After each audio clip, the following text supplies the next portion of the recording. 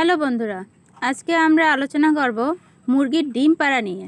কেন মুরগির ডিম কম পারে, ডিম পাড়ার বয়স হলেও কেন ডিম দেয় না, আর ডিমের সাইজ কেন ছোট হয়, এই সব কিছু নিয়েই আজকের আলোচনা। মুরগির দেরিতে কেন ডিম পাড়ে? মুরগির ডিম পাড়ার জন্য প্রোটিন, ক্যালসিয়াম এবং ফসফরাসের মতো পুষ্টি উপাদান প্রয়োজন।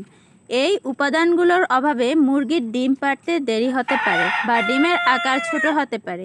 এছাড়াও মুরগির বয়স, খাদ্যাভ্যাস এবং খাদ্যের উপর ডিম পাড়ার বিষয়টি নির্ভর করে। ফার্মি মুরগির জন্য সঠিক আলো ও তাপমাত্রা খুব জরুরি। ডিম পাড়ার জন্য মুরগির প্রতিদিন 14 থেকে 16 ঘন্টা আলো প্রয়োজন।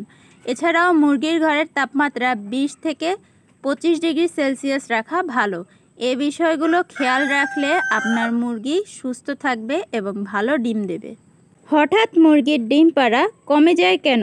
মুরগির ডিম পাড়া কমে যাওয়ার পেছনে কিছু রোগও দায়ী থাকতে পারে, যেমন ব্রঙ্কাইটিস, যা মুরগির শ্বাসযন্ত্রের একটি রোগ। এই রোগে মুরগির ডিম উৎপাদন কমে যেতে পারে। এছাড়াও বিভিন্ন পরজীবীর সংক্রমণ এবং অন্যান্য শারীরিক সমস্যার কারণেও মুরগির ডিম পাড়ার হার কমে যেতে পারে। মুরগির ডিমের সাইজ ছোট হওয়া এবং খোসা পাতলা হওয়ার কারণ কি? মুরগির ডিম ছোট হয়ে যাওয়ার বা খোসা পাতলা হওয়ার পেছনের প্রধান কারণ হলো ক্যালসিয়ামের অভাব।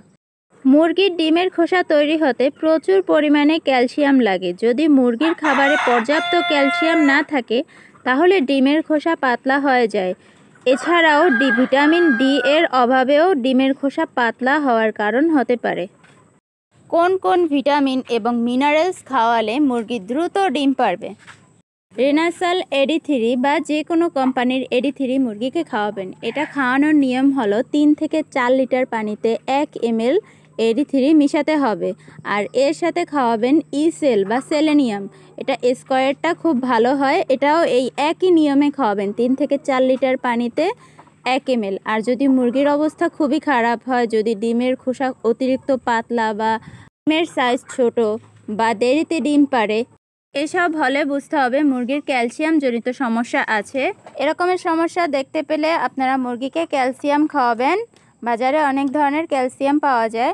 আমি সচরাচর মুরগিকে স্কোয়ারের ক্যালপ্লেক্স খাওয়াই, এটা খুব ভালো।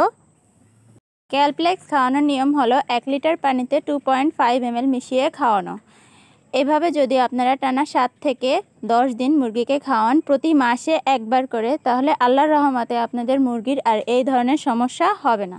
এই ধরনের সমস্যা থেকে আপনারা রেহাই পাবেন।